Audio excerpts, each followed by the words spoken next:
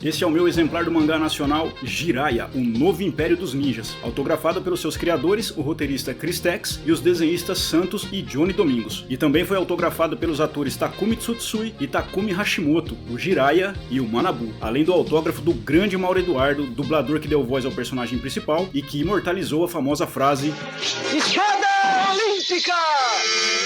E eu consegui essas assinaturas e o próprio mangá nesse último Anime Friends de 2024, numa ação promovida pela editora JBC, que foi quem produziu esse mangá. Aliás, um baita ponto positivo para a JBC foi que, mesmo não optando por um formato capa dura, caprichou muito nessa belíssima edição capa cartão. E a história se passa 20 anos após o último episódio da série e nos apresenta um futuro ameaçado pelo Cartel das Sombras e por um plano de vingança elaborado por uma antiga conhecida do incrível ninja. O enredo é bastante ousado e tem um tom bem realista e até mesmo sombrio, ao mostrar que um golpe de espada nem sempre resultará numa simples faísca no uniforme do oponente.